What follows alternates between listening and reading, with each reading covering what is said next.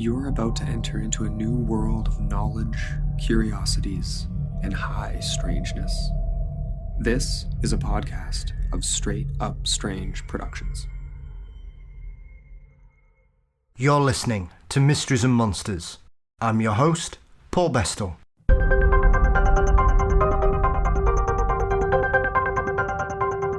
On this 125th episode, I'm delighted to welcome back the marvellous Australian fortean researcher, Tony Healy, to Mysteries and Monsters. Tony is one of the most gracious and humble people I've had the pleasure of getting to know through Mysteries and Monsters, and he regales us with his investigations into some of New Zealand's lesser-known cryptids, including the Moehau, the island's very own hairy man, the Taniwha, a legendary lake monster, the moa, and the terrifying Haast Eagle, a bird large enough to take down a moa, and the cute, mysterious otters known as the waterways. We also cover ABCs, ball lightning, poltergeists, yetis, and yowies, as Tony goes through some of his 50 years of research. It's a globe-trotting monster hunt, and one I hope you enjoy as much as I did speaking with Tony once again. As always, you can support the show by signing up for our Patreon for $4 a month to get early access to the show and much more besides. A link, as always, is in the show notes. We're on all social media platforms. We're on Facebook, Twitter, Instagram, and you can please subscribe to our YouTube channel by looking for Mysteries and Monsters, and the website is, of course, mysteriesandmonsters.com. Big thank you as always to Dean Bestall for the artwork.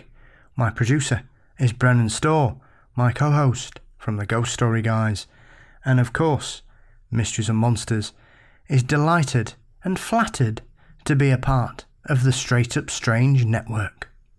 Now, let's join the wonderful Tony Healy for a global monster and mystery hunt. Today on Mysteries and Monsters, I am delighted to welcome back Tony Healy. With a lifetime of investigations into mystery cryptids, the paranormal and folklore, Tony has chased down some of the most well-known cryptids in the world. Tony, welcome back, sir. How are we? Oh, good, Paul. Good. It's great to be back. Oh, it's great to have you back. Thank you very much. Firstly, how are you? How are you doing? Oh, pretty good, thanks. Yeah, getting a bit old and slow, but looking forward to a couple of more little adventures before I, fall off the twig. Yes. As I mentioned before we went on air, I'm just packing, getting ready to head down to the Hawkesbury River to investigate sightings or reports of supposed Nessie-like creatures that come and go or abide in the river there. It's going to be interesting. I'll save that story for another time though, and perhaps if it's okay with you, I'll talk about various New Zealand mysteries. Yes, I've been over there on two expeditions, not great lengthy expeditions, but a total time of about 2.5 months or a bit more in North Island and South Island. Some of your listeners probably know a few of these things, but they've got a range of mysteries over there. They have, surprise,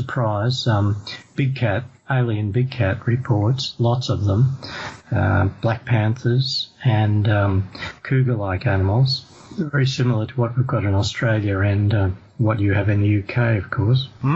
That was, pretty productive. I managed to speak to quite a few witnesses and to document some older cases going back not a heck of a long way, back to the 1950s.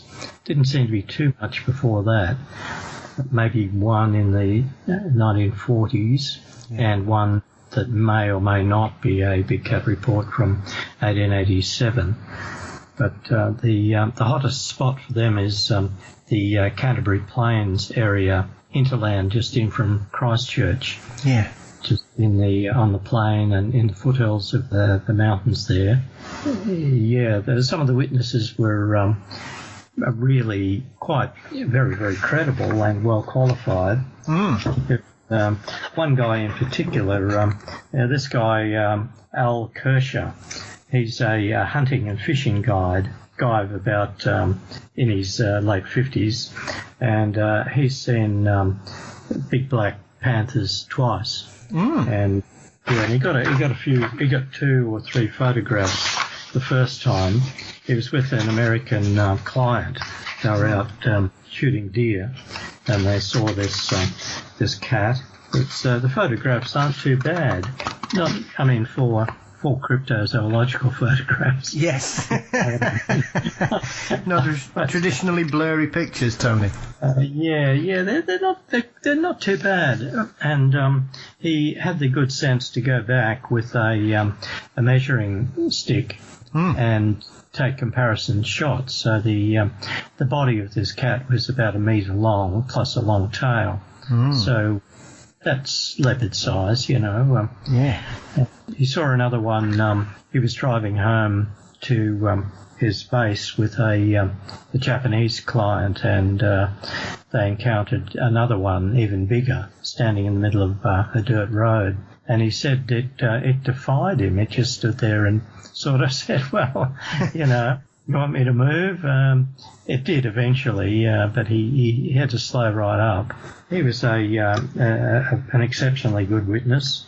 Yeah. There are many other people. Nearly everyone over there, men anyway, in the rural areas, have shot a lot of deer, and they know what wild dogs look like, and they own big dogs. And several of the people said that the cats were as big as their Hunterway dogs. They have this type of dog called a Hunterway, and they're bloody big dogs. That was interesting.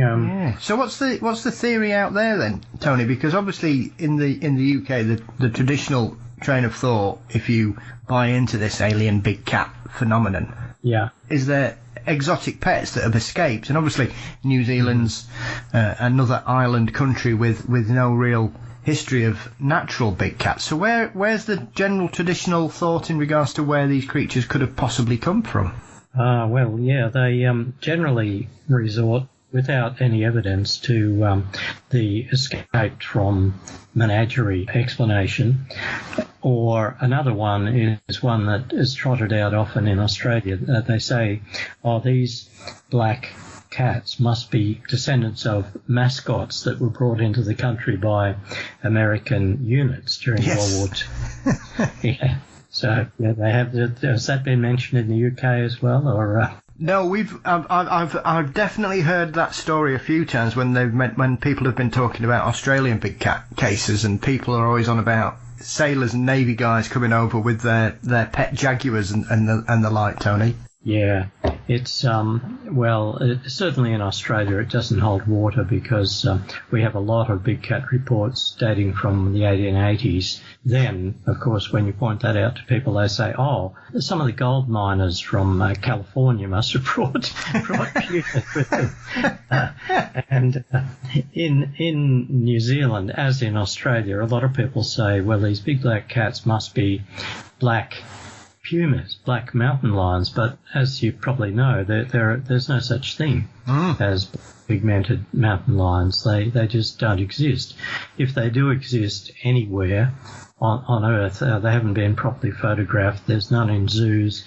No one's shot one and been able to preserve the body. They must be rarer than rare.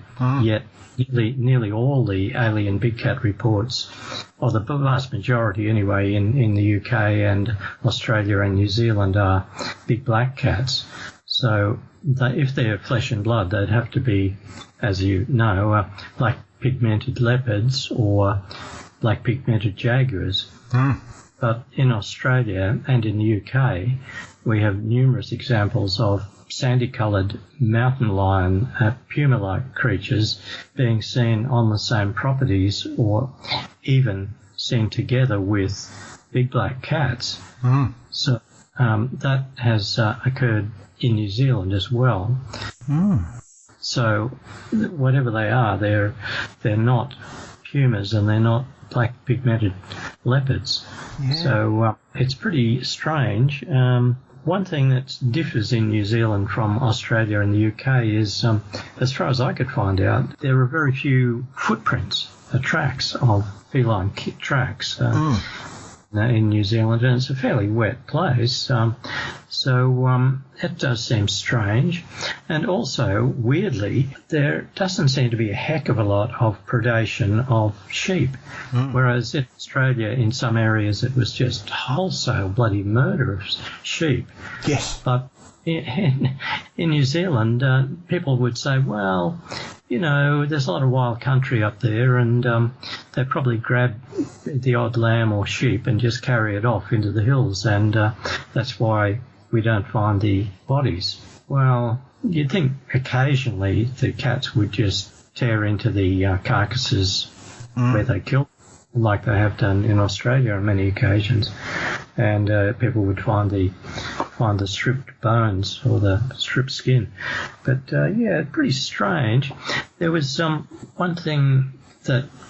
one report that was given to me by a lady on the Canterbury Plains there, was a letter sent to her some years ago by an old fisherman, and he I'll just see if I can find the damn thing. Oh, in fact, it is. Gordon Ross was his name, and he wrote to this lady, and because she had obviously several big cat reports on her property, and she was in the news about it. So this guy sent this really weird report.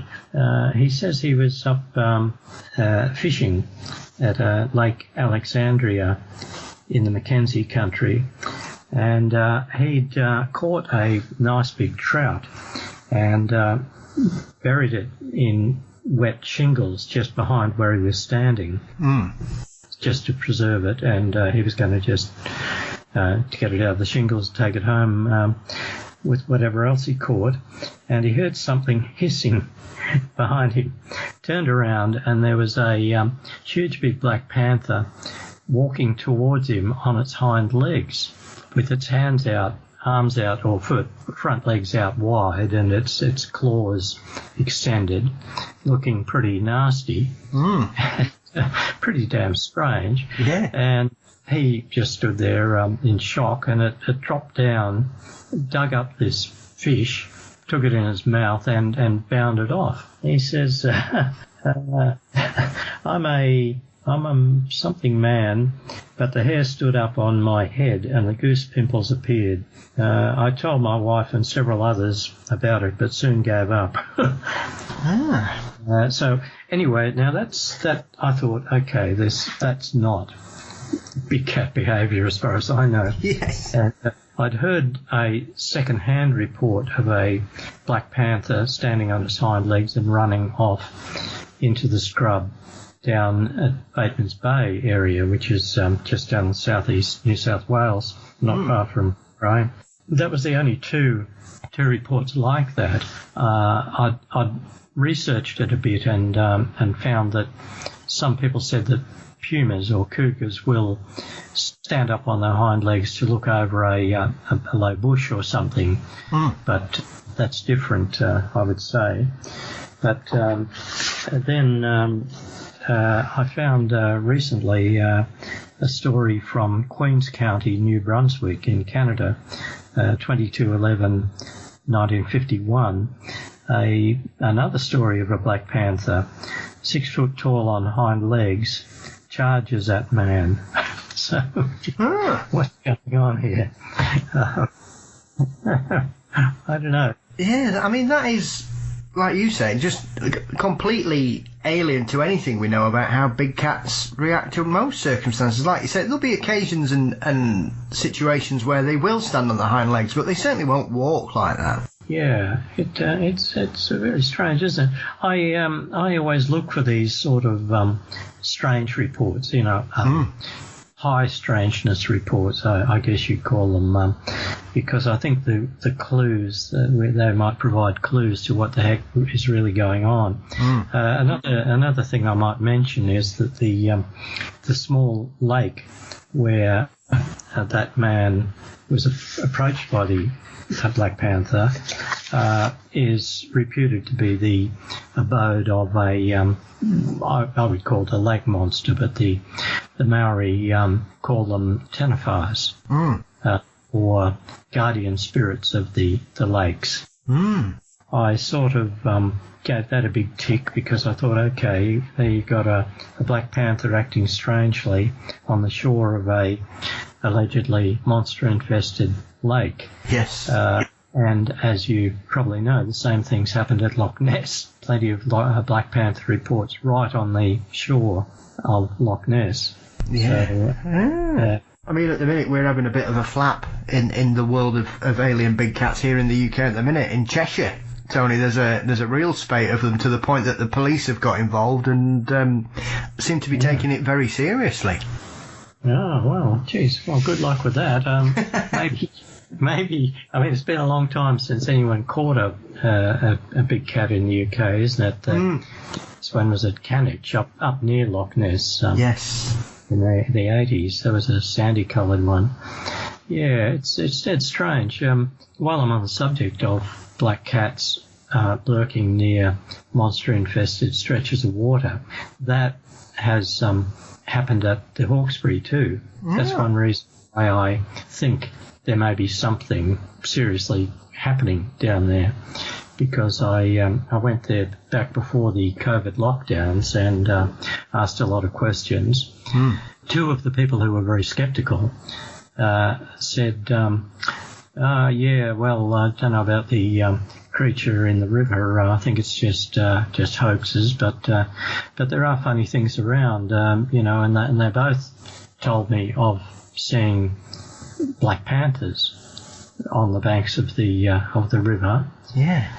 And I thought, okay, I think I've been here before. I think because the other places where this conjunction of cats and lake monsters, in my experience, have been reported is in central Manitoba at around Lake Winnipeg, Lake Winnipegosis, and Cedar Lake. There, I went up there looking for Sasquatches, or Memgeshay, they called them up there, the Native Americans, and a guy driving a school bus on an isthmus between the two of the big monster-infested lakes came up upon two, as he called them, black mountain lions. Well, that would have been a big story even if they were sandy-coloured conventional mountain lions, because there aren't that many left in that part of Canada. I thought, okay, Black Panthers, Lake Monsters. Where else did I run across it? Oh, yeah, I was down at Bluff Creek in Northern California, looking for Bigfoot, of course. And a guy there, John Troll, a World War II veteran, he said, Renata Hinden and John Green and all them, they come down here looking for the Bigfoot, and he said, I can't get them off the subject. He said, why don't you research this other thing we've got going here? I said, what? And he said, this big, gigantic big snake thing that comes up the Klamath River every year. I said, oh, do tell. He said, yeah, his mother-in-law had seen it close up, and he raised his hand and forearm in the time-honoured Nessie head and neck profile and said, yes, she said it had this big head and neck sticking out of the water and a long body, and it turned and looked at her as it went past. And he said he knew of other people who'd seen it. It was believed amongst the people there that it came into the Klamath from the sea every spring, and then it would go up to a place called Soames Bar on the river and lurk there until the fall, and then go back down to the sea. Well, this was in a couple of ways to me, because Sasquatches had been seen chest deep in that river. Yeah. And here you got a Sasquatch in the river, Nessie type thing, sea serpent supposedly in the river, and lo and behold also black panthers, black cougars seen in the area. I don't know whether you'd say immediate area, but within a couple of miles or so. A friend of mine, Walt Leeds, who'd spent a lot of time hunting the Bigfoot there, I mentioned this to him. I said, well, what's this about black cougars? And he said, yeah, what's the big deal about that? He hadn't looked into it. He was one of the many at that time who thought, oh, yeah, well, these black cats that people see must be black cougars. Yeah. So, yeah, and Lake Champlain also, there's been black panthers seen right on the shore of Lake Champlain in Vermont there, upstate New York. And, of course, Bigfoot at Whitehall, just at the tail end, the head of the lake. Yeah. And of course, many reports of Nessie-type things in the lake. So then I could keep going. There's a few other rivers in Australia that have produced long-necked sort of bunyip reports, and Yowies and Black Panthers have been seen either in the rivers or close. Yeah. So, but anyway, maybe I should get back to New Zealand. It's all right. A slight detour, but that's fine, Tony. Don't worry about it. Big cat reports in New Zealand. Then one thing that really interested me was these Maori legends of the Taniwha, the guardian spirits of their rivers and lakes. And they take it very seriously, very seriously. They, all the Maori I talk to, really believe in these things.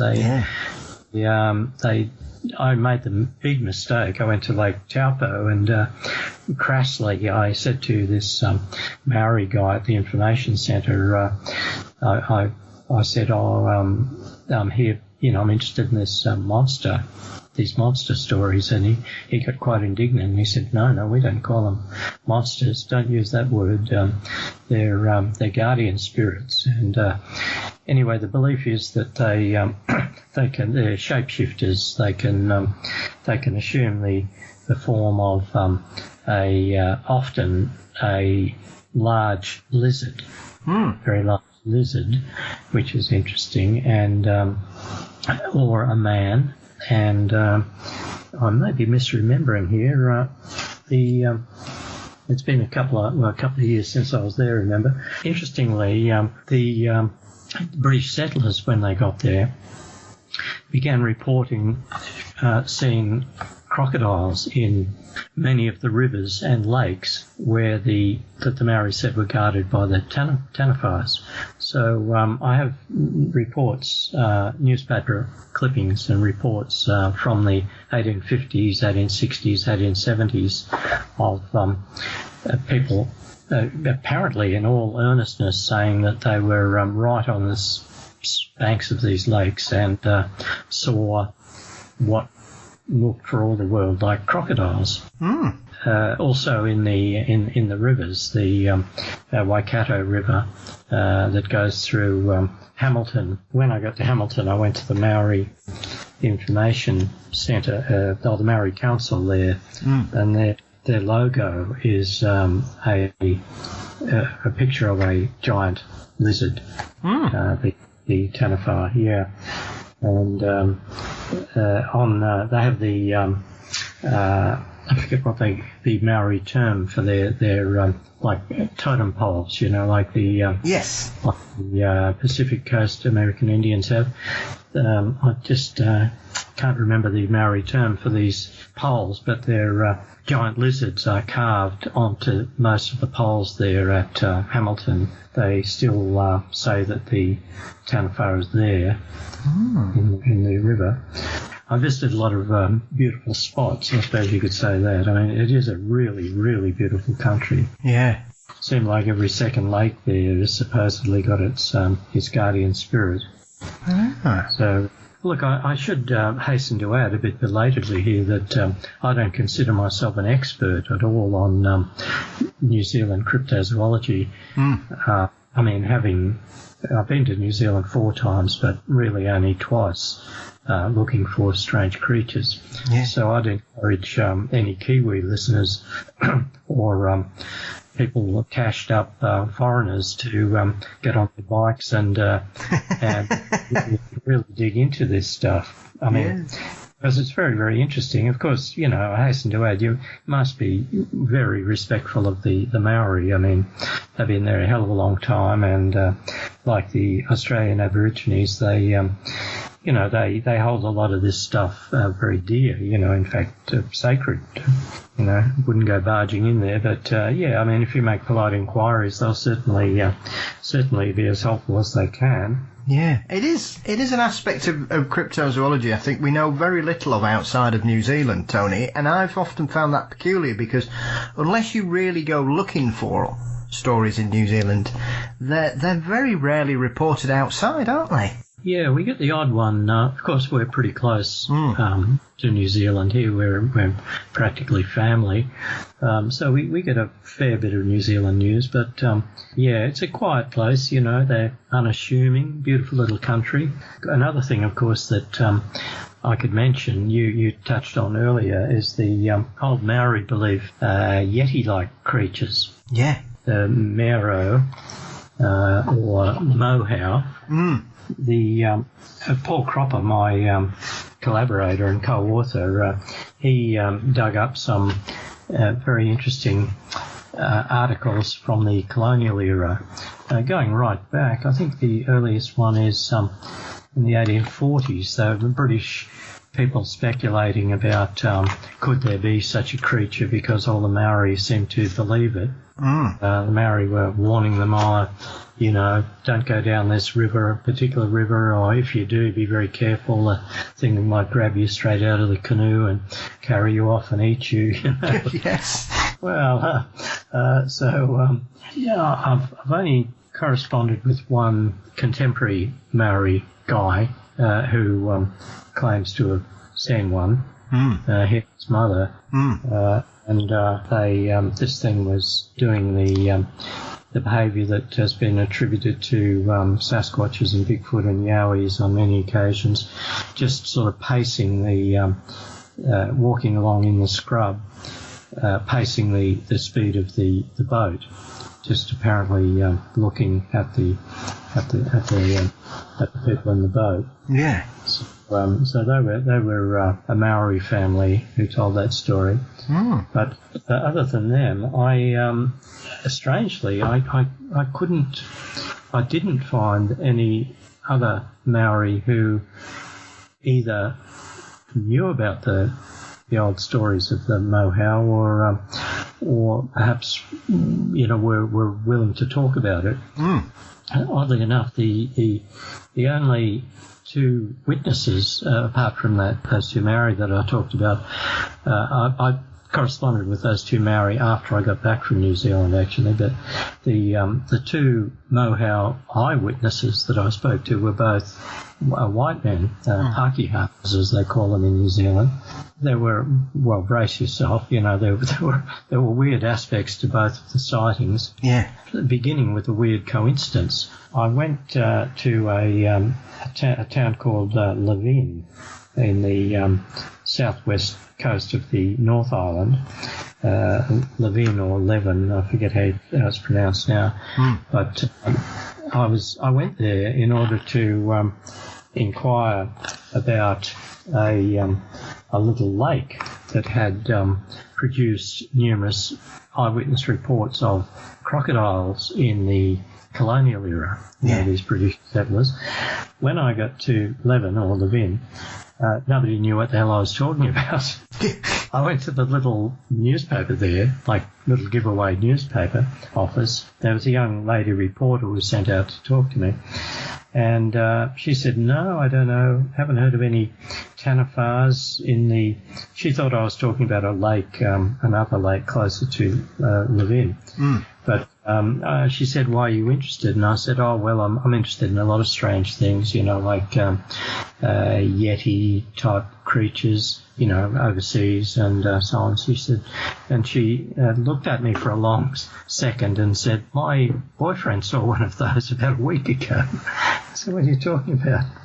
And she said, "Yes, he and a mate, his mate, can't shut up about it. They were out at the foot of the Tararua Range, just east of Levin, one night, and this hairy bipedal creature walked across a cow paddock and scared the hell out of it. It came up quite close to where they were, just about 6 meters away, and they jumped in their car and took off. I was particularly intrigued because only 2 days earlier I'd interviewed a man at New Plymouth, just up the coast, about halfway up the coast towards Auckland, and he told of seeing what he said was a Bigfoot-like creature in 1965, and he said it still affected him. He had sort of PTSD, nightmares and so on about it. Yeah.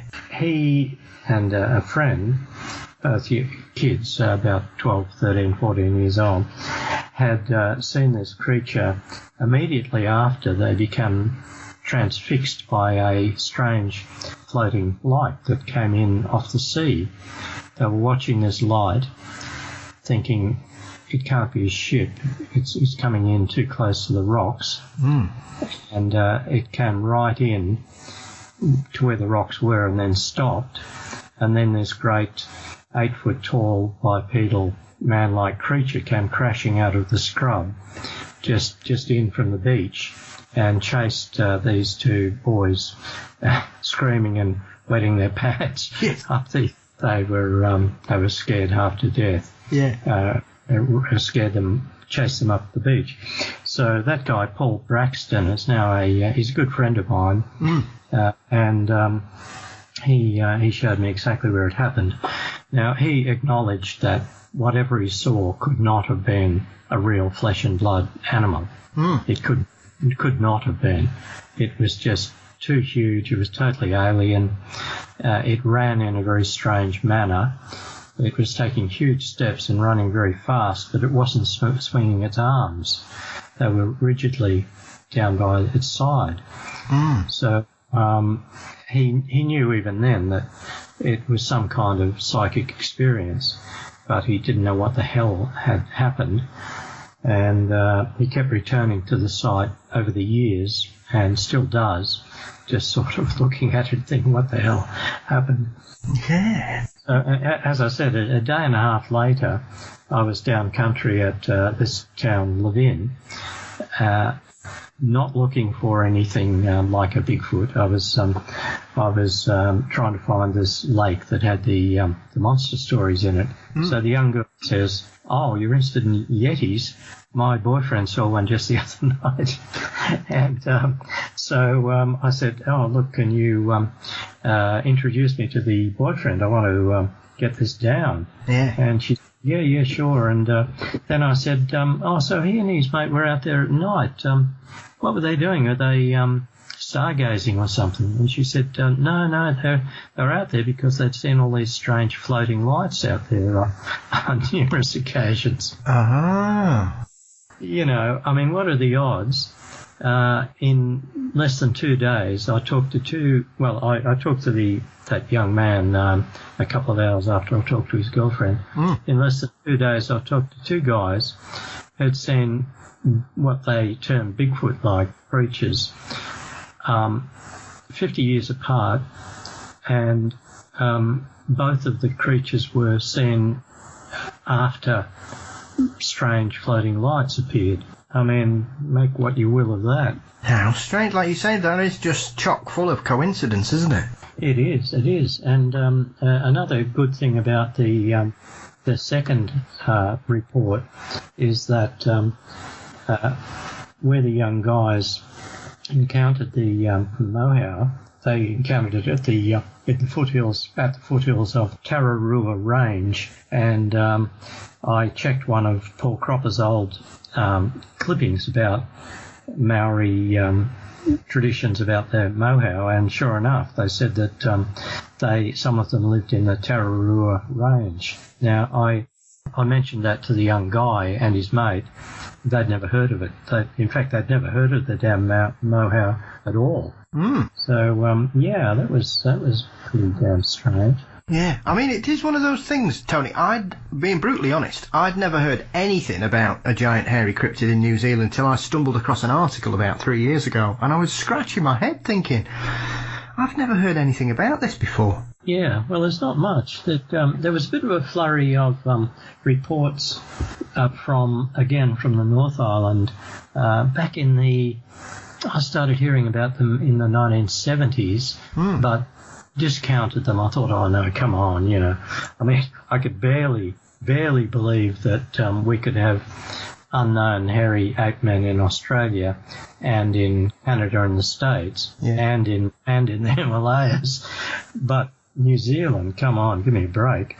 And Paul Cropper corresponded with the nearest museum.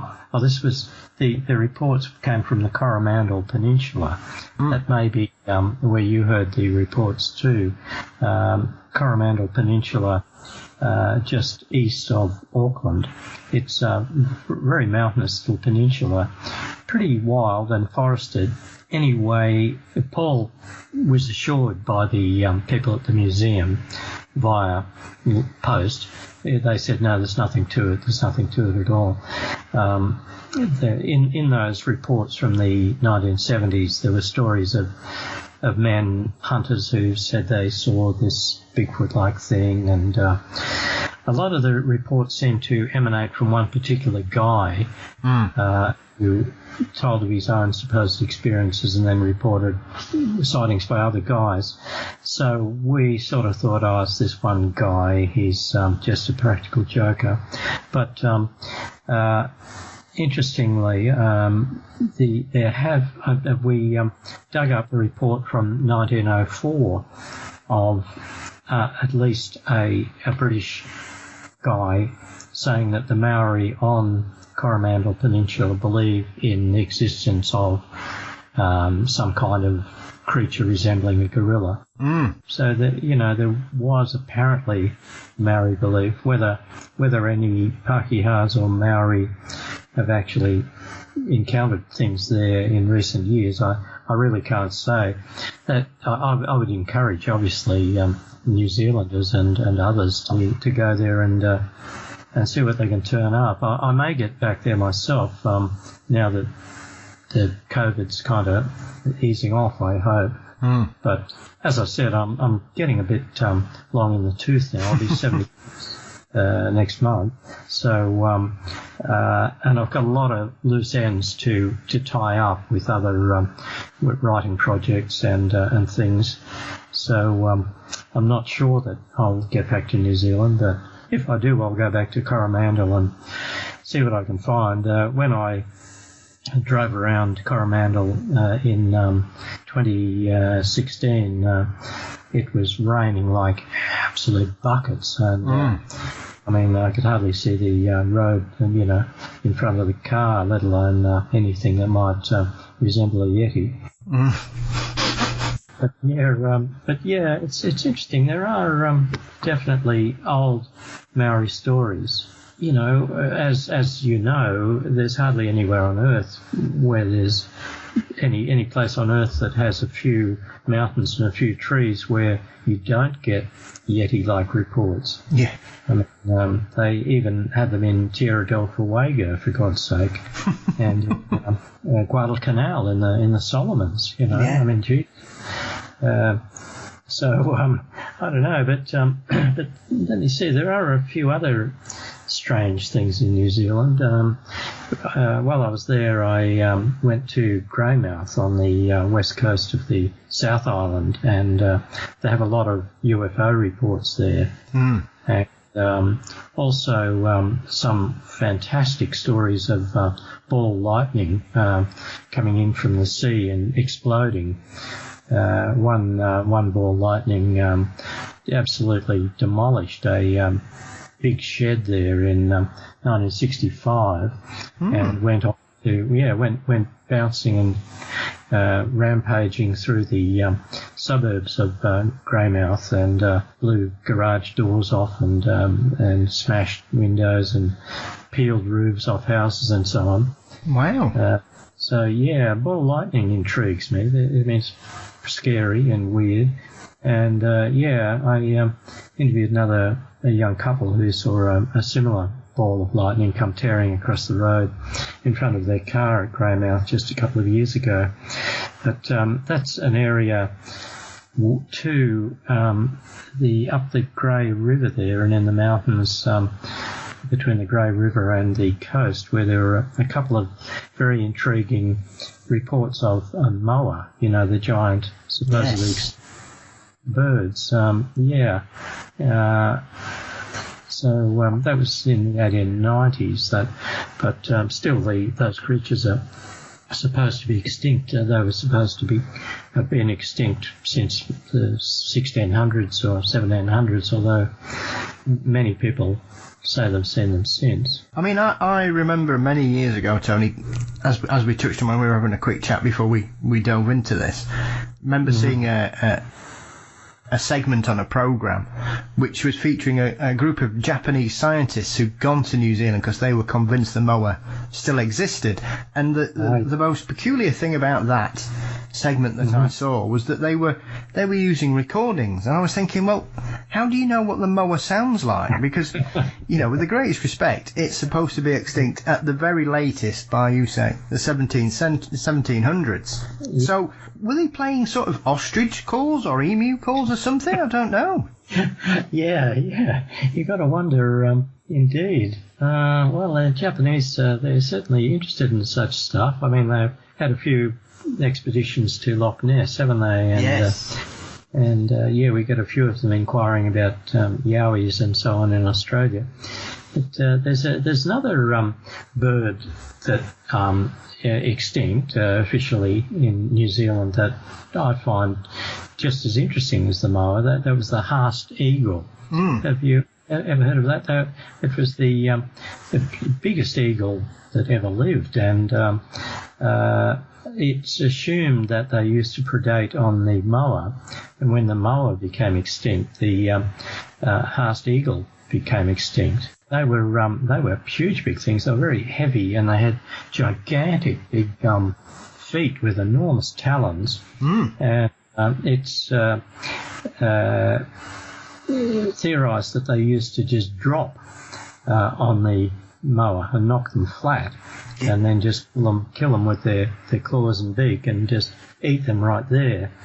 But Maori say that the eagles used to carry off young Maori men and children particularly. And there's a mountain on the edge of that Canterbury Plain where the big cats a lot of big cats are seen, and there's a Maori tradition that there was a Haast Eagle nest up there, and that's where they used to carry the Maori children. They could easily carry off a young child, these things. In the there were a couple of reports of humongous eagles shot in, it was the 1890s, I think. There was a survey crew just interestingly, just inland from the town of Haast on the Haast River. There's the Haast Eagle we're talking about. This surveyor/explorer measured the eagles, and I have the story here somewhere, but they were big. They were big, and I mean, really, really way too big to be anything else.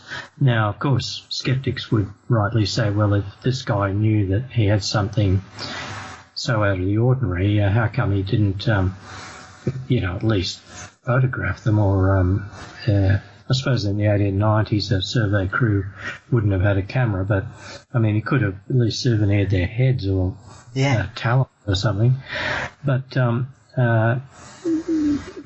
after I got back to Australia, a guy emailed me from New Zealand and said that he and a mate, they're both farmers from the inland of the South Island, and he said that they had seen at a fair distance, some hundreds of metres, a huge big eagle sitting on a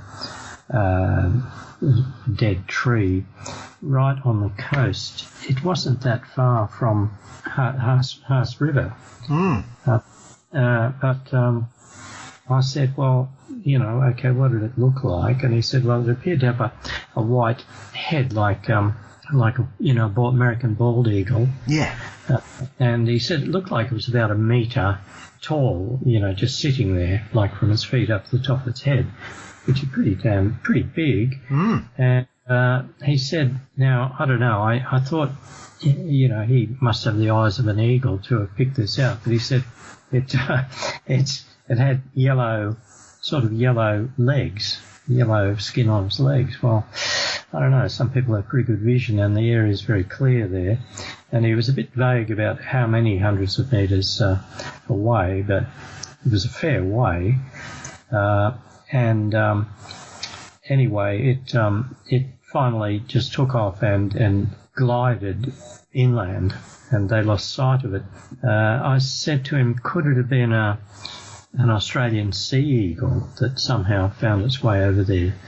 And he said, well, he didn't think so. They're big eagles, but they're not that big. And at the time talking to him, I was unaware of any sightings of Australian sea eagles in New Zealand, and I googled it to blazes, and found out that bird watchers did claim to have seen Australian sea eagles on at least one occasion in New Zealand.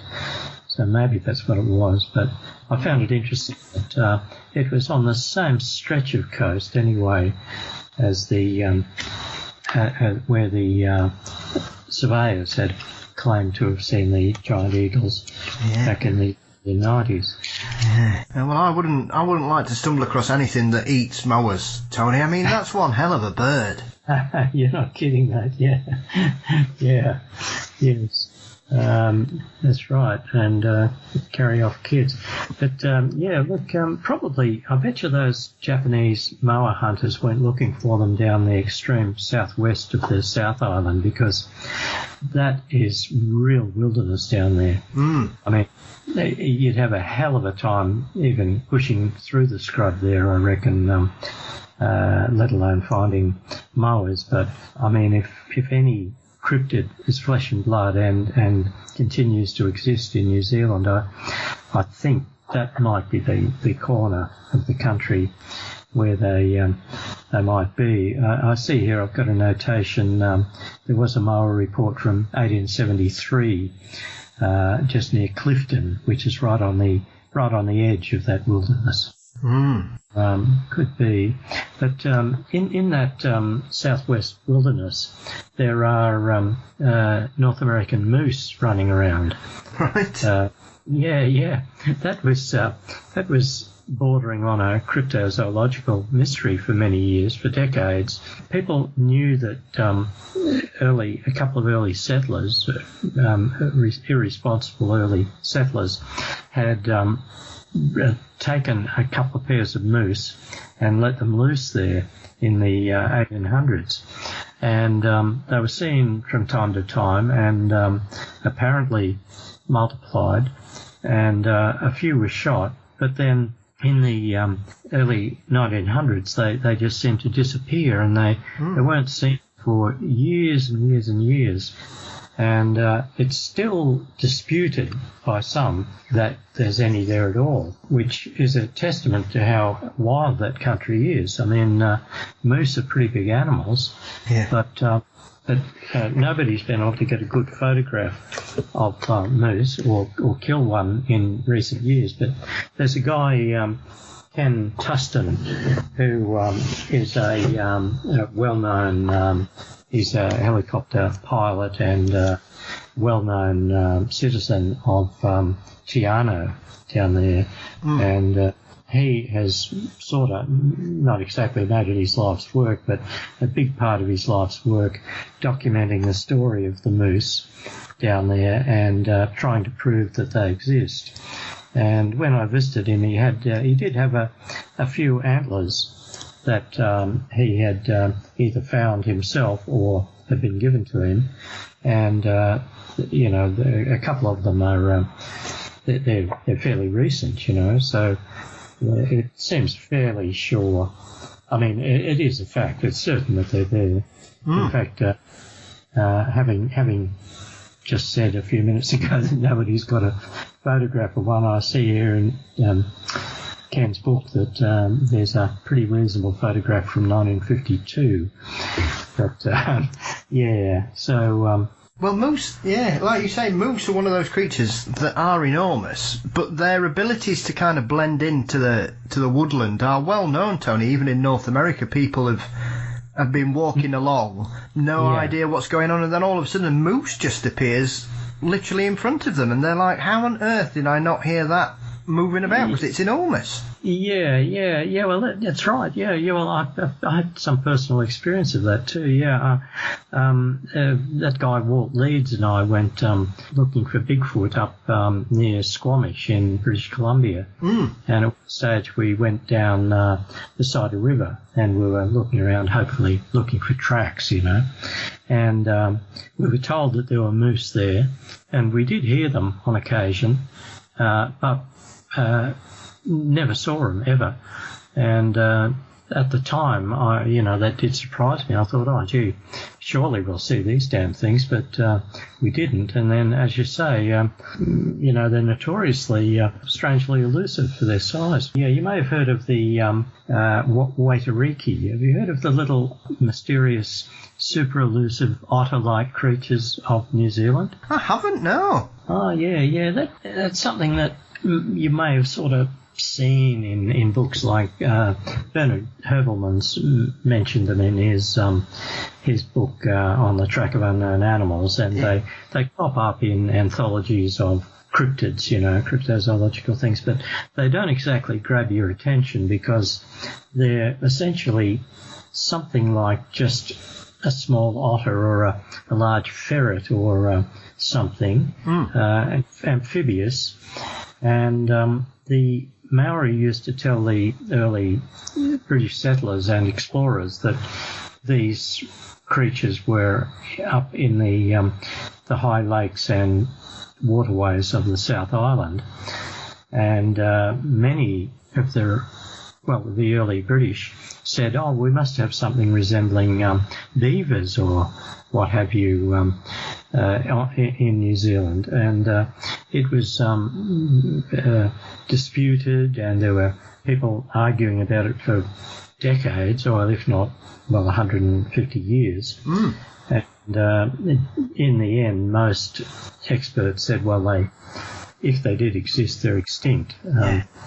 But they're interesting because they would be one of the very few mammals that ever got to New Zealand. Yeah.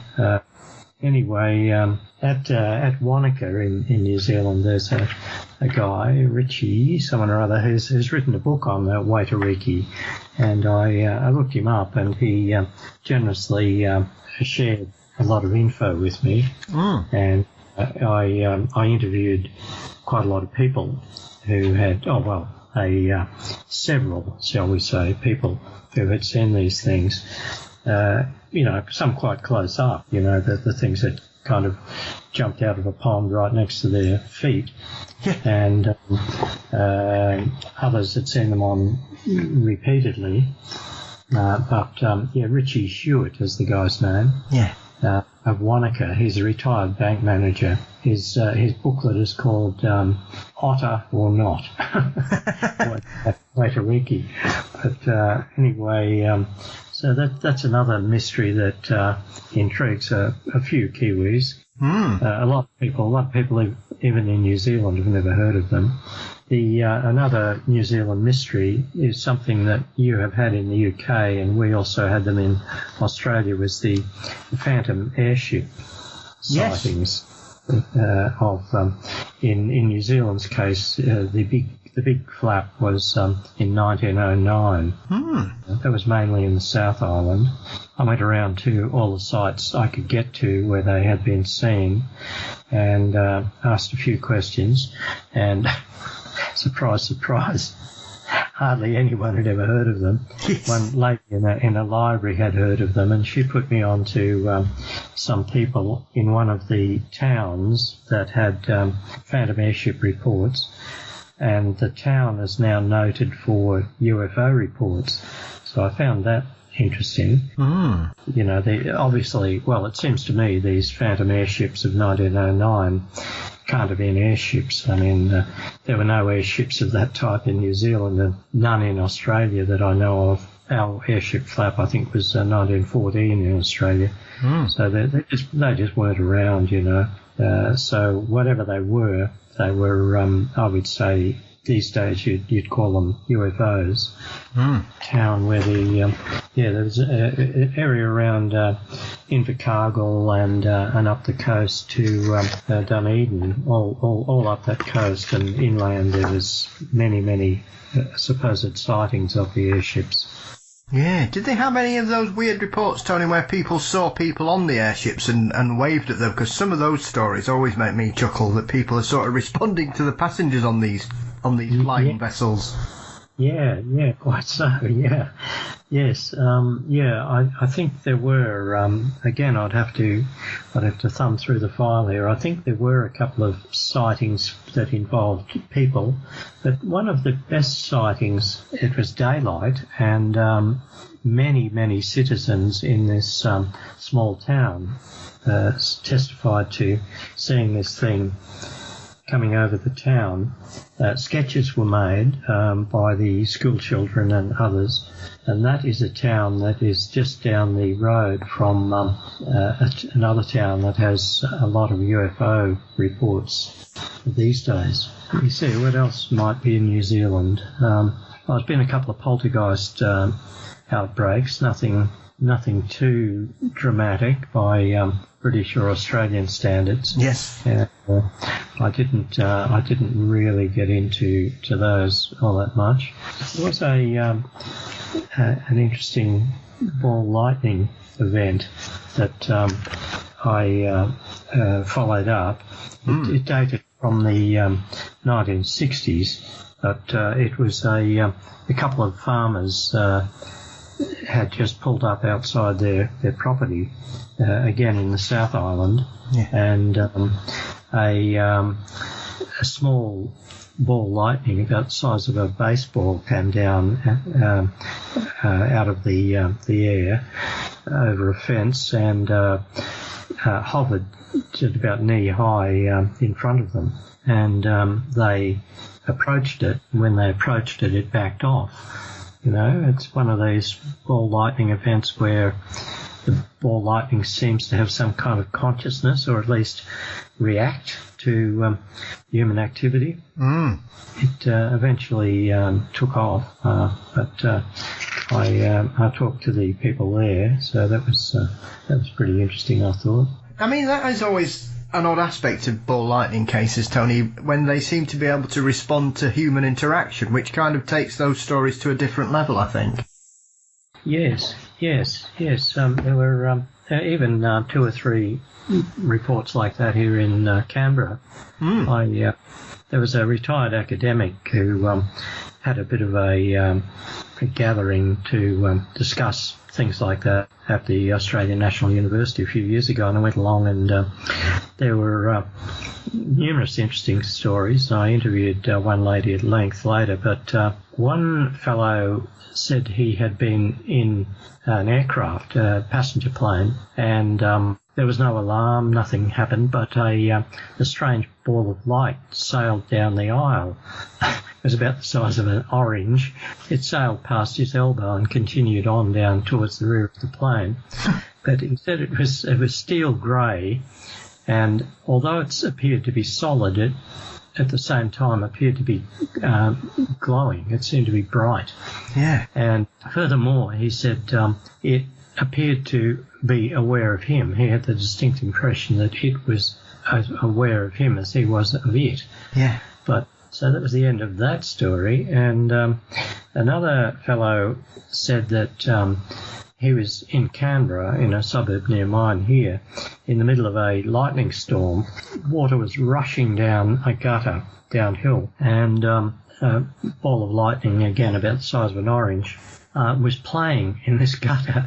It was riding down on top of the water down the gutter till it got to this street, and then it sort of lifted up and dashed back up the hill and placed itself on the water again and came back down. Well, I mean, all right.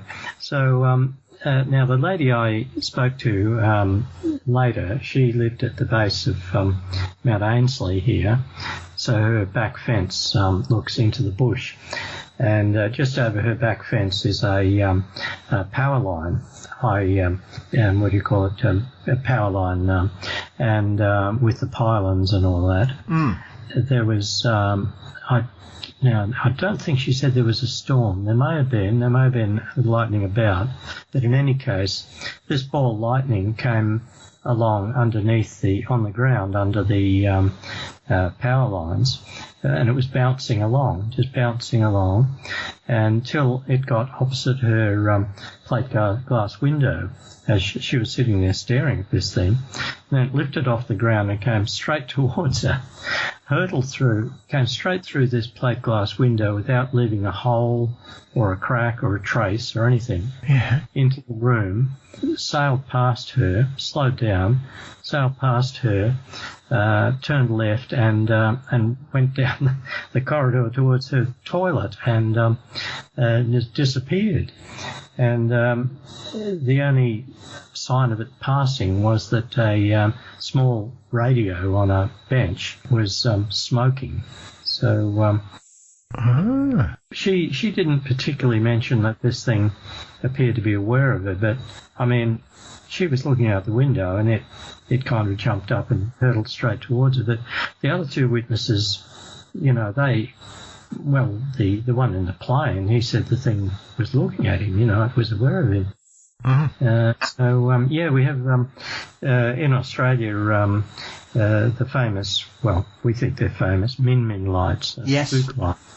Yeah, and I've been out to Boulia and numerous places looking for them, but they numerous reports on numerous occasions, people say that the things were well aware they were being watched, and sometimes they would approach people and circle them, and then when people went towards them, they'd zoom off or just blink out and disappear and then appear somewhere else.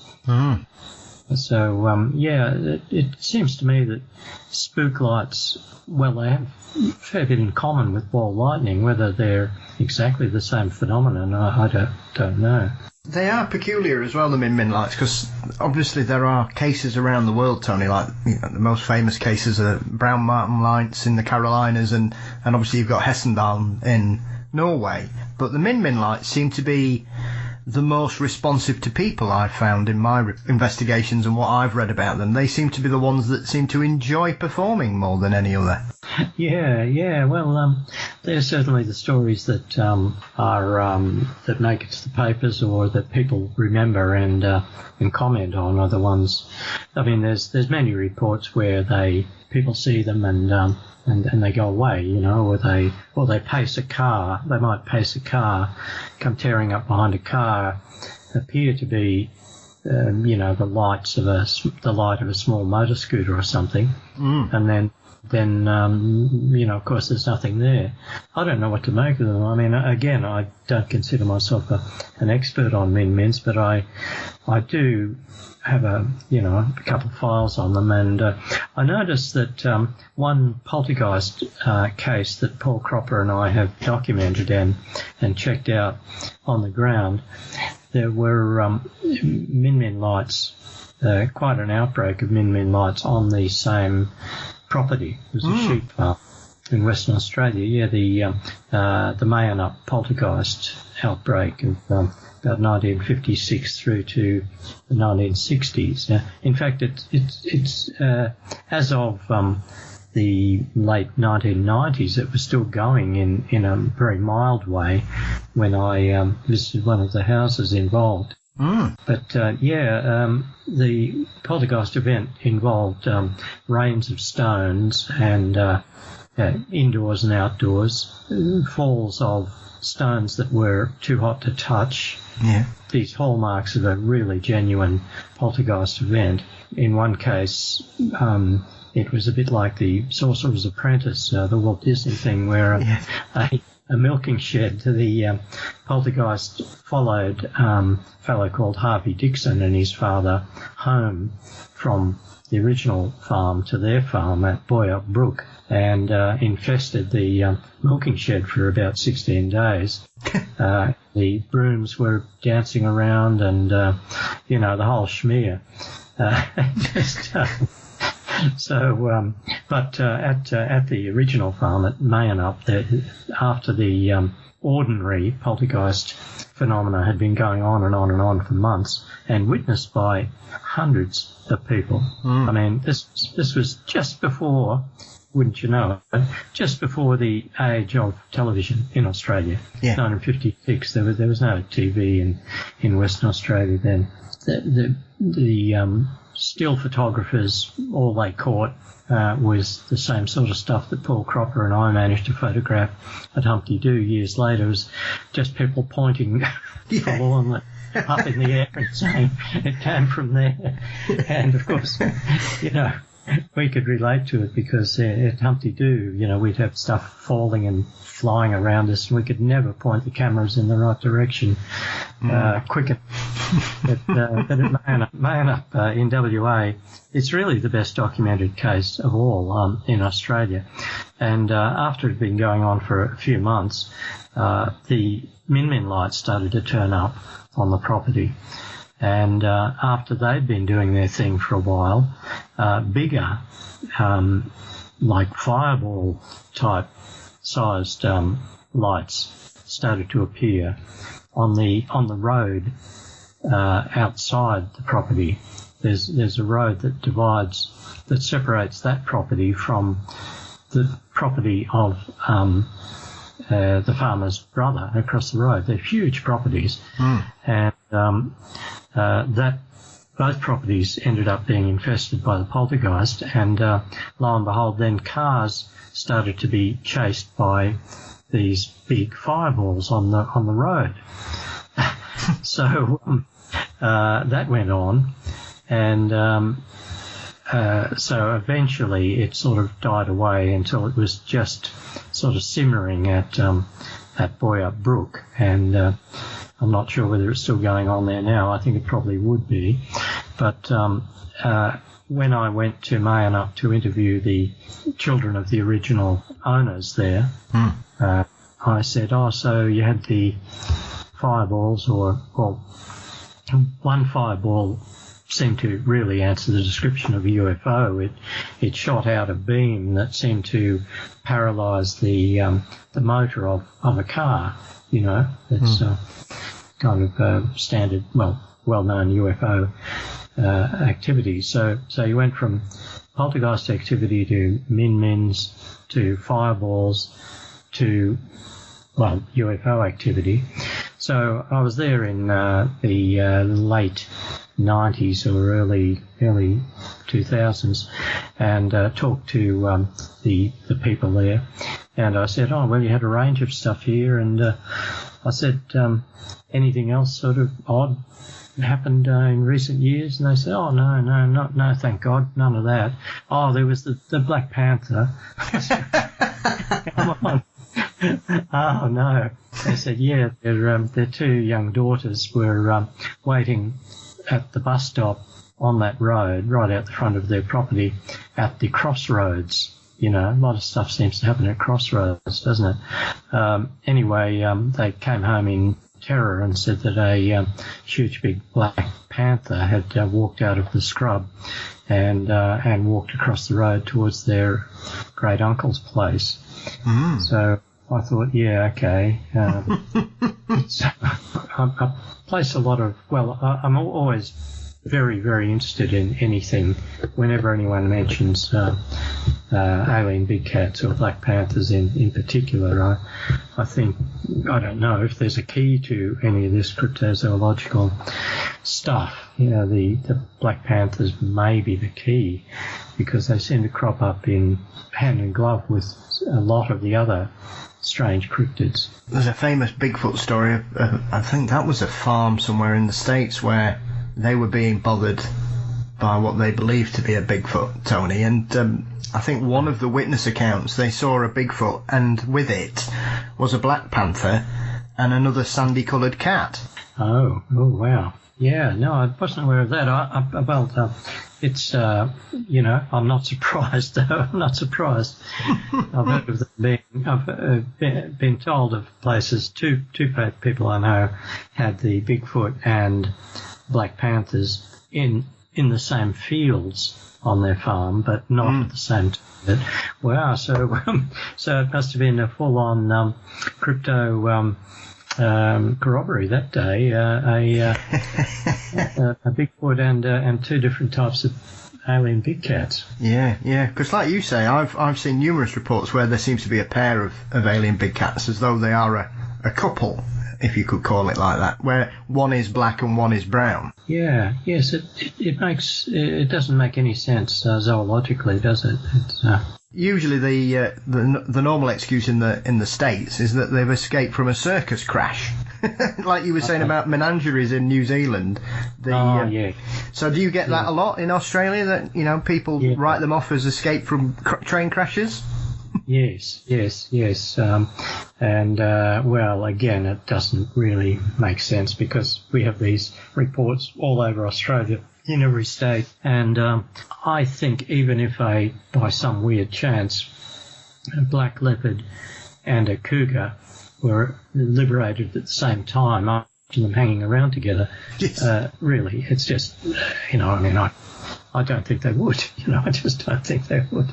And to have it happen in the UK, and I went to a property on Bodmin Moor. Mm. That had both types, and both types have been reported on right near Fort Augustus on the banks of Loch Ness. Yeah. That little peninsula that juts out there. I was thinking the other day, what will I talk to Paul about? I've been thinking about the alien big cats again, and thinking how they sort of, there may be a sort of a trickster element to it. Mm. Sometimes, they just seem to crop up as if they're saying, yeah, here we are. You didn't expect to see us here, did you? And take off. Like the guys, a couple of Bigfoot hunters I know, one Yowie hunter and one Bigfoot hunter, went out looking for the big hairy guys. Ray Crow was looking for Bigfoot in America, and this guy, he was looking for Yowies up near Glen Innes in New South Wales. Mm. And both of them, instead of seeing Yowies and Bigfoot, they saw black panthers, and both of them just said, "Oh well, strange, but just strange thing, but I wasn't interested in the big cats. I was interested in Bigfoot. But then at Loch Ness, I don't know whether I might have mentioned this last time we spoke, but when I went back to Loch Ness in 1999, Steve Feltham was in his, he'd already been for a few years in his converted baker's van there at Dawes, watching the lake every day, watching the loch with his cameras at hand, and watching and getting in his boat and going out, really full on focused on the loch. And he had a couple of maybe sightings of things that came up and went down and wakes, but anyway, I was walking around near Dawes one day in 1999, and there was this old guy walking his dog, and we had a chat, and he was a World War II veteran, so he would probably be 100 years old or dead now, or in his late 90s at least. And he we were saying, talking about, I said, have you seen the monster at all? Steve's very keen on it, and he said, no, I saw that other thing though. And I said, oh yeah, what?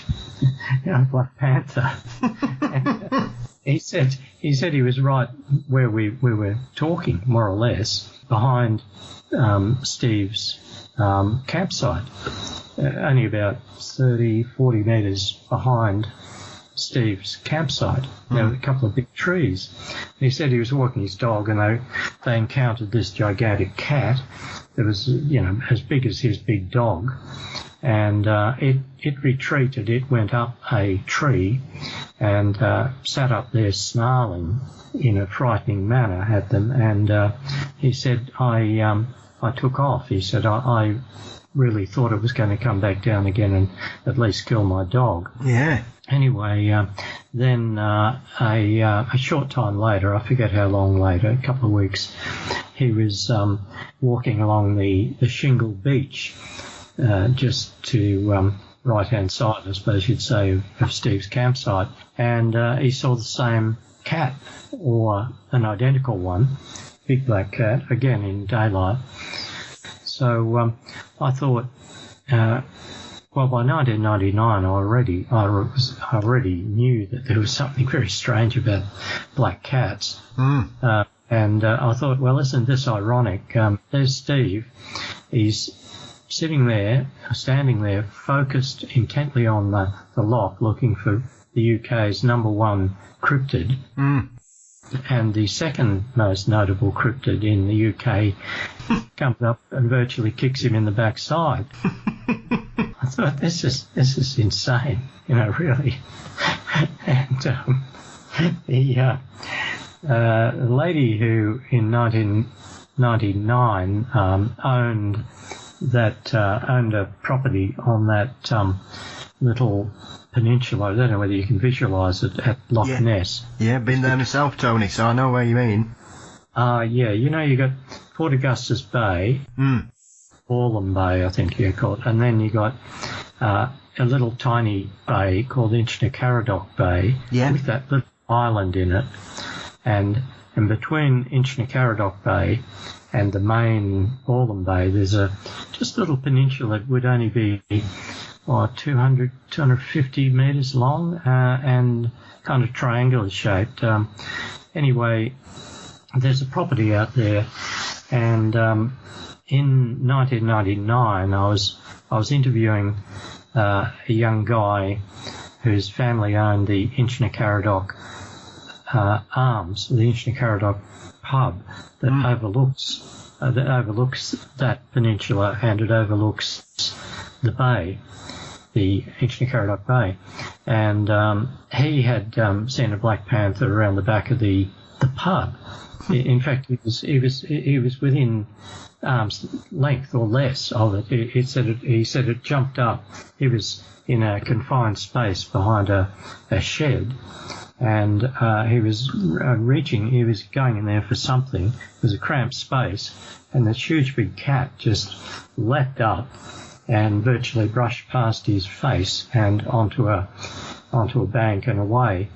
And he said it was the size of his dog. Now, his dog was like a Labrador size. And he was a young American guy, and his parents, he was in his 20s, maybe 25, 30. His parents owned the pub at that time. But a fellow, a guest, I think it was, or a local resident, claimed to have filmed a Black Panther from the second floor of the pub as it poked around a field just across the road. Now, that field was as part of the property that is on that peninsula. Anyway, I never got to see that film. I can imagine, according to people who've seen it, it just shows what looks like a big cat, a large cat, but hard to tell exactly what size, you know. And it jumps over an obstacle and is away. So it may have just been a tomcat, but this guy said it was, it was big enough for him to go and grab his camera and film it. And of course the young fellow later encountered this big cat behind the pub.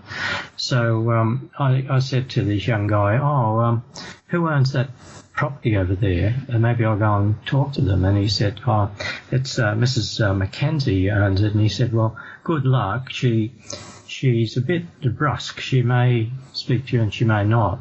She's a busy woman, and I thought, well, hell, I've got nothing to lose. So I drove around to the access track I walked up, and sure enough, there's this very busy-looking woman running around doing her chores, picking up moving firewood, actually. So I thought, oh, well, what the hell, I got nothing to lose. And so I said, I'm a writer, I'm interested in the stories of the big cats around this area, and I believe you've had some here. And she said, oh, yes, we've had both types here. I said, what, both types? Yeah, oh, the black ones and the brown ones. Yes. Oh, yeah, they're some imported animal. I don't know what they are. And she said they ate all her ducks, and she was very busy. She said, I'll have to talk to you as we walk around. Yes. And so I offered to help her with the firewood. We were walking around, and she said that she and her son had sat on the back step of their house and watched one of the big brown cats eating their last duck. Oh.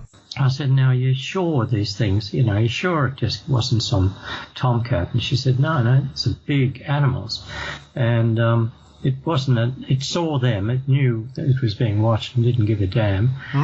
And anyway, so I said, later on, I said, well, thanks for telling me all that. I said, given that your property here is in a unique position, you've got the small bay on one side and the larger bay on the other, and people claim to have seen the monster lake creatures in the small bay, and many times in the larger bay. Have you ever? And I don't know whether I got to that point in my questioning, but she suddenly snapped, "We don't talk about that," and turned her back on me and just walked off. And I thought, oh, hello. I think she's seen them all right. Yes. So, but you couldn't make it up, could you? There's Black Panthers and cougar-like animals seen on a tiny peninsula, in with Loch Ness monsters on both sides. Yes. I wouldn't be surprised up there, Tony, because a few years ago I did a tour of Scotland for a couple of weeks, and we ended up driving all the way up to Loch Ness, and it was absolutely glorious. It was, I think, the hottest temperatures ever recorded in Scotland at that time. And I never imagined a period of my life that I'd end up sunbathing on Loch Ness, but I did. Once you leave the immediate area of Loch Ness, it's just so remote. You've got lots of little roads leading through it, and beautiful rising hills, and the countryside just goes on and on and on. Yeah. Places like that, I just wouldn't be surprised that something was quite happily living its life out with no interruptions at all, other than occasionally when it might broach the tourist areas. Oh, for sure, Paul. Absolutely, mate. I mean, if that was the only part of the UK where big cats had been seen, or maybe, that and a couple of other very remote spots, you could think, okay, particularly since that Puma was trapped at Cannock, just up the glen from there. But I mean, they're seen all over the UK, aren't they? All over. And they're seen close to London. They're seen in parks. They're seen on railway lines. They're seen on roads. Same in Australia. If they were only seen in remote areas, once in a blue moon, well, okay. But no, there's something odd about them. That cat that was captured, by the way, at Cannock, near Loch Ness, just up from Loch Ness, that was said to be, well, the experts who dealt with the cat said it was a small female puma that had evidently been in captivity, because it seemed very, it wasn't fussed particularly by human proximity. Yeah. There seemed something strange about it, because there'd been a lot of publicity about big cats in Scotland around that time, and skeptics suggested, or even some cryptozoologists suggested, that someone had somehow got hold of a puma and stuck it in this cage, this ready-made cage trap, and tried to make money out of it. Well, that was in the, about 83 or 84 or something that it was caught. And the stuffed preserved carcass of Felicity, that puma, is in the little museum there at Inverness. But anyway, I went up to that property and snooped around, and I was introduced to a guy up there who lives on the neighbouring property, and he was one of the men who built the cage. And so I got photographs of the cage. It was still there like 10 years later. And a nice trap, they baited it with a chicken or something. Anyway, so okay, you'd think, open and shut case. It was a real puma, and that's the end of the story. But he said cats had been seen since then around there. I said, yeah, really? He said, yeah, black ones. So, yeah, what's going on? I mean, really, but, that cat, that Felicity still is the only one that's ever been caught, really. Yeah, it is occasionally, like I say, because at the minute there is a flap going on. We seem to have them every couple of years here in the UK, and they're always dismissed, Tony, as either misidentified domestic cats. I remember a famous case in London where somebody claimed they'd seen a lion, and then it allegedly turned out to be somebody's rather fat tomcat. Yeah. Which I'm very concerned about what the witness thinks a lion looks like, if that's what they thought it was. Yeah. And or people say, oh no, it's a dog running about. And I remember many years ago watching Arthur C. Clarke, and they were doing an episode on the Beast of Bodmin. And whilst they were filming, something just appears in a field. This black cat appears in a field. They're all like, yeah, that's it, and they're filming it. Yeah. And it's one of those frustrating moments, Tony, where you think, well, you're filming it, you can see where it is, and then they don't go to the area to get a size comparison, and you're like, what are you doing? You've got perfect opportunity there. Yes, that's right. It's immensely frustrating. It's very, very rare in Australia for anyone to have the gumption to take comparison shots. It's endlessly frustrating, but but it's strange. This, like I was saying, I started to think about the trickster element of it, like the big cat being seen twice, right next to Steve Feldham's base camp there. And Rip Heppel, who of course visited Loch Ness many times, and he was a stalwart mainstay of the expeditions in the 1960s and 70s. I've visited him a couple of times at his place in County Durham there, and lo and behold, a big cat was seen just 200 metres up the hill from his house, sandy-coloured one. What else? Dick Rayner, who thought that he filmed the Loch Ness Monster in 1967. He believed that he had for many years, but now he's quite sceptical and says no, it was just ducks making that wake that he filmed. So he's very sceptical, but he's really into researching Black Panther reports around Loch Ness now. And I've told him, I said, Dick, they're paranormal, mate. He said, no, they're not. No, they're not. One of his best mates was sitting outside his house just up behind Drumna-Druckett in, when was that? In around 2011. And a huge Black Panther just stalked right across in front of him at very short range. So when I was there in 2012, Dick was going around setting game cameras up there and in other places.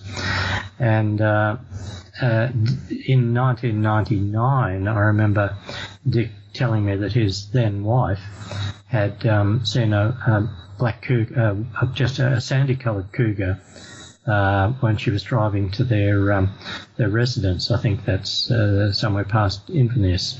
It's like Dick's been looking for the Loch Ness Monster for so many years.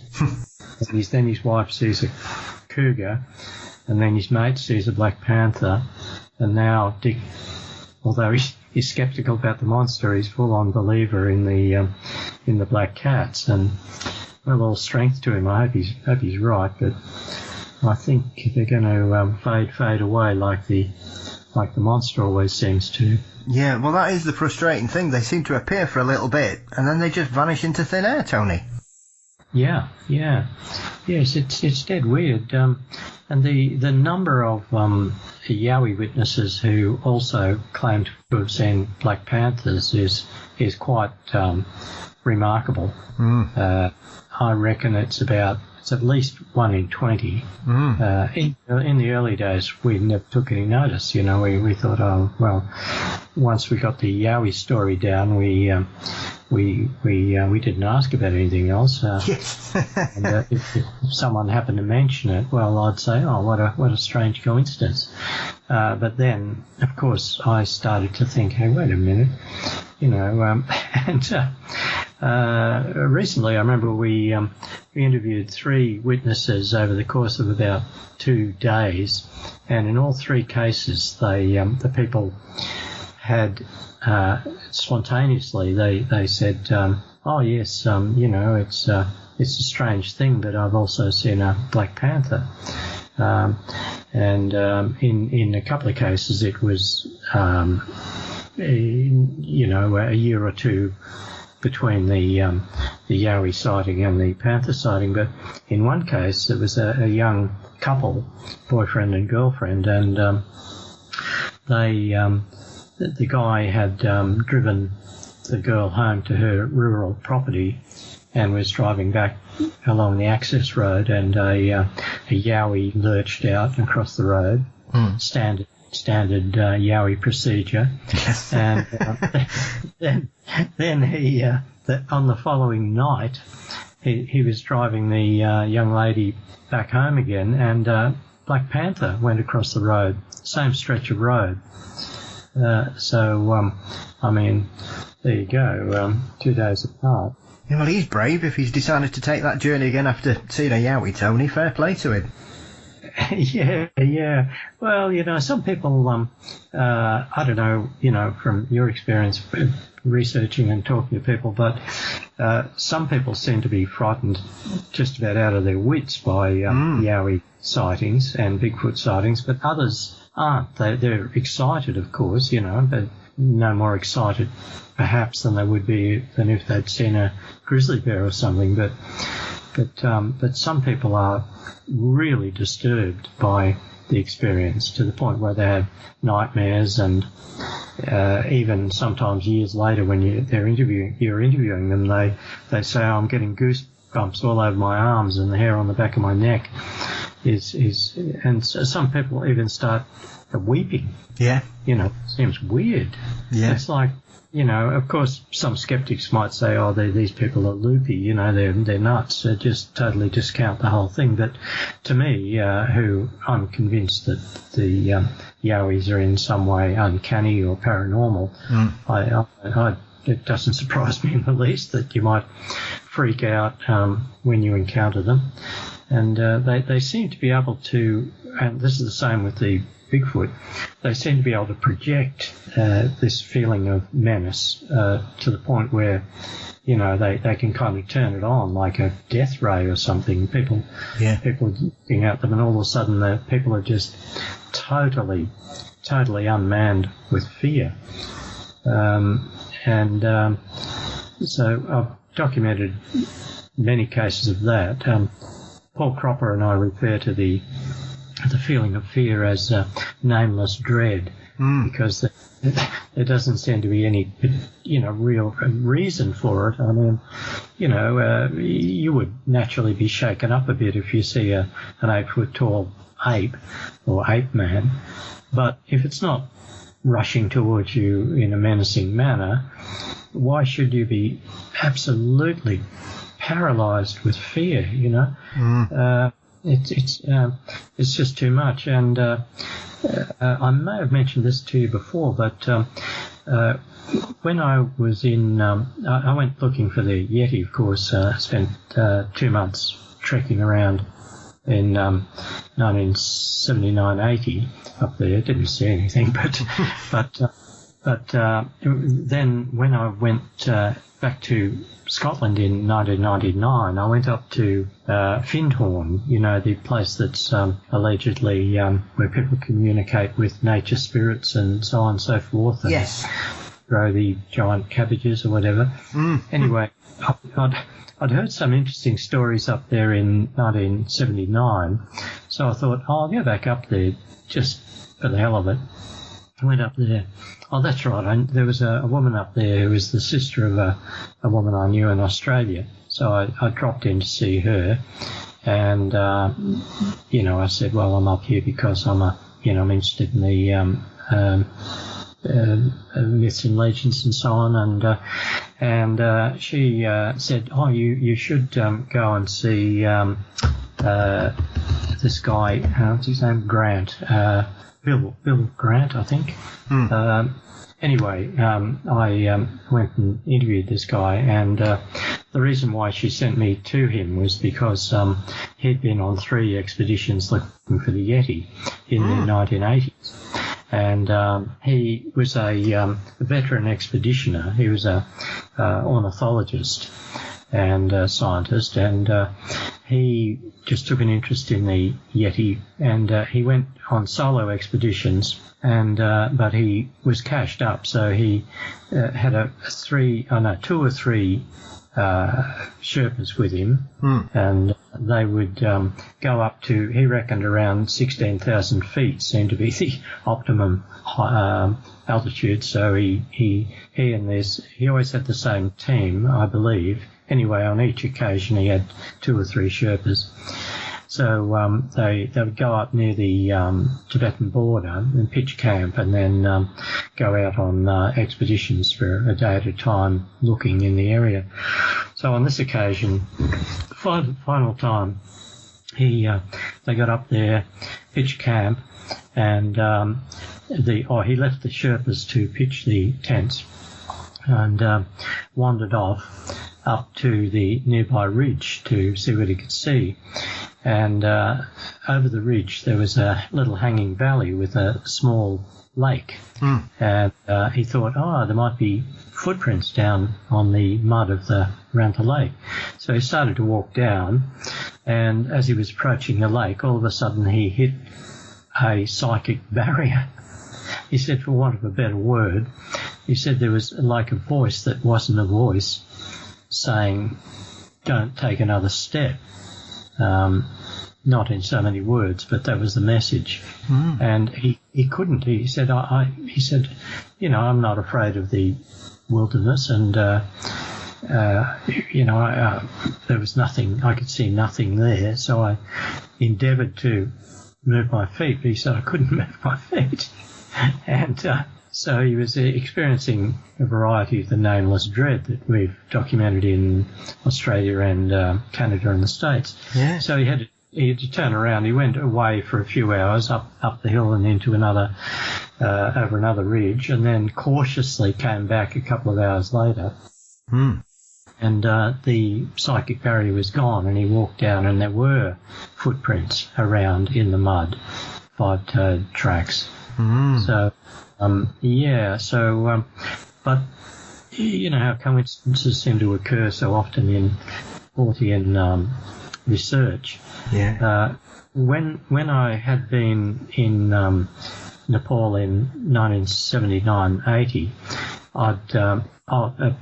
Bernard Hervelmans had told me I should go a pilot. He was a bush pilot who worked for the local airline there, and he was their ace pilot. He would fly in and out of the tiny airstrips, you know, up at Loch and beyond. Yeah. And he was kind of a notable character, Swiss fellow. He'd flown in Australia and in New Guinea. New Guinea's notoriously dangerous for flying. He'd flown in Cambodia and everywhere.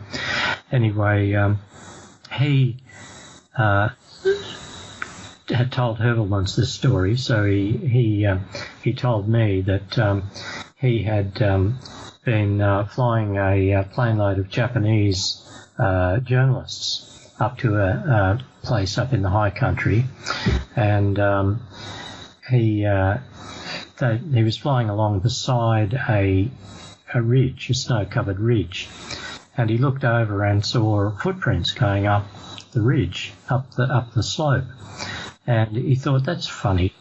They appeared to be bipedal, and they weren't human, because, as he said, a human would zigzag up a very steep and would pause, you know, here and there, but this just went straight up. And he said to the Japanese, oh, hang on a second, I want to have a look at something here.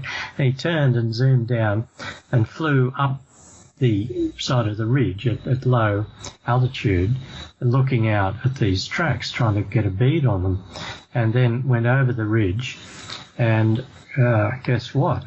Over the ridge there was a little hanging valley with a little lake, and these tracks continued down over the ridge down into the lake, and there were many other similar bipedal lines of tracks coming down from various points down to the lake shore, and there was a mass of footprints down there, but no Yetis. They'd evidently taken off. And so he was moving as slowly as he dared, and he flew backwards and forwards through this little sort of hanging valley. But he had to dodge rocks jutting up here and there, so he was going pretty close to the rocks. And Emil Wick is the guy's name. Emil Wick.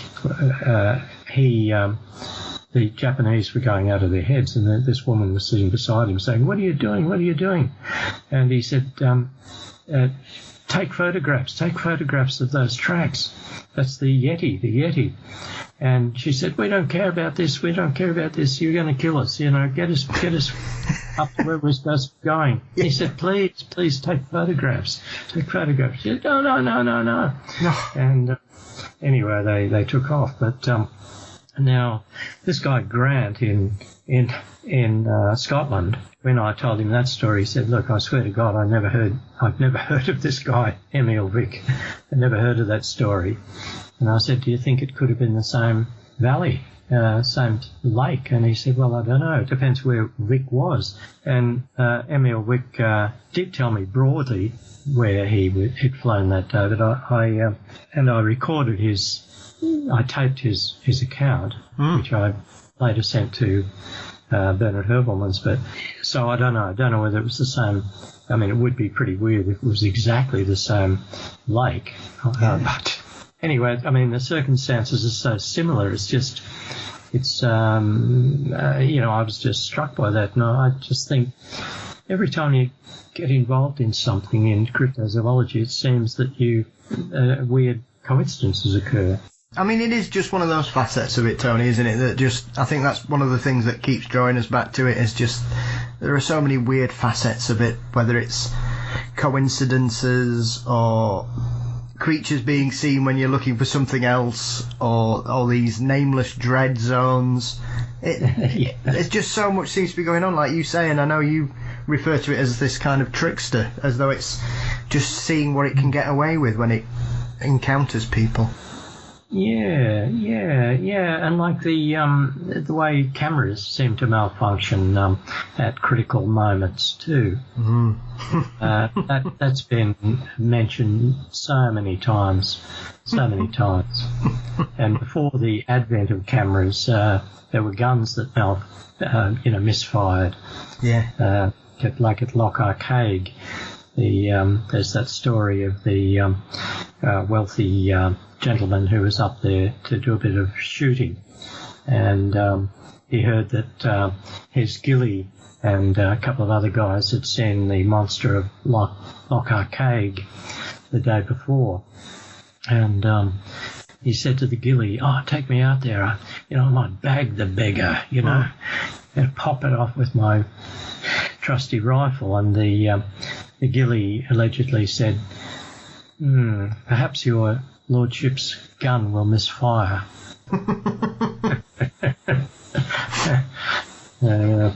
These days it's perhaps your lordship's camera is going to screw up at the critical moment. Yeah, very true, very true. So, Tony, what's next for you then? What's on your radar, and what's your current investigations? Radar. Oh well, as the Hawkesbury, I had a little bit of a expedition to Western Australia a few weeks back, just after they lifted the quarantine on the border. I've got relations in WA, and I had a valid ticket from before the virus hit, so I thought I'll go over there for Christmas. So I was in for Christmas, but I hired a car and went down to the southwest to check out a couple of Yowie stories. My friend at yowiehunters.com, Australian Yowie researcher Dean Harrison, he gave me a few names and contact numbers to check out over there. So I headed off over there, and for the second or third time in my Yowie hunting career, I discovered a structure built of branches that I am pretty sure was constructed by a Yowie. It was a fellow was taking me to show me a similar structure that he and his daughter had found a few weeks earlier, and on the banks of Lake Navarino, a small sort of reservoir actually. But when we got to where the structure was that he had seen, it was gone, like demolished. And he thought, well, with very heavy logs and so on, he thinks that it must have been a Yowie that did it. He was pretty sure it was a Yowie around, because he and his daughter experienced the Nameless dread as well. So they felt like something was watching them, and then there's this very feeling of distinct unease and fear, and they backed off. But anyway, on the way down to where he had seen this structure, I looked up in the bush and spotted another one. It looked like this sub-creature had moved several heavy logs and made a kind of a pyramid shape against a tree, and then camouflaged it with leaves so that they could watch people who might go along this track beside the lake. That was around just before Christmas. There were other things too. I interviewed another guy and his mate who saw a Yowie go across the road in front of their car and then vanish totally. Yeah. You know, they blinked and it was gone. And it wasn't. He said, well, there was nowhere for it to go. There was just a thin line of trees beside the road, and they were at that point in their car in a matter of seconds, and there was nothing there. Yeah, there were a couple of other things, but that was WA, West Australia. But then, so now it's the next week, and for the week after, I'll be down there at the Hawkesbury and sailing up the river in a boat and hoping to see something. I'm not too sure. We'll see what happens anyway. Fantastic. Well, I hope you manage to track down wherever it is down there, and good luck with your further investigations, Tony. For sure. Well, but for a change, if I actually manage to see something and get a photograph, I will certainly, the world will be hearing about it, but I think I'll just probably interview a bunch of people who've seen something, and that'll be it. But there is, as always, there's Aboriginal lore too about these things. They say the river was created by a huge eel being who still lives in the deep pools of the river. Yeah. So there's engravings, rock engravings of it down there. Oh, fabulous. I'll keep you posted anyway, Paul. Oh, absolutely. I look forward to hearing about it, Tony. Where can everybody get hold of your work, Tony? Where your fantastic books are available, and read up more about your investigations and some of the wonderful things you've dived into over your career? Oh, well, our second book, The Yowie, is available on Amazon. That's Tony Healy and Paul Cropper. Mm-hmm. The Yowie. And our third book, Australian Poltergeist, was available on Amazon. I'm pretty sure it still is. I haven't checked for a long time. Our first book, Out of the Shadows, Mystery Animals of Australia, is out of print, unfortunately. So they're as rare as Yowie's teeth. Weirdly, some people have been advertising them for up to $300 a copy. Yeah. So, there's a lot of very keen people out there. Absolutely. I must admit, Tony, every time I think about getting a copy, I think the last time I saw a copy here in the UK, it was £90. Oh, my God. Oh, it's ridiculous, isn't it? Yeah. Get it back in print.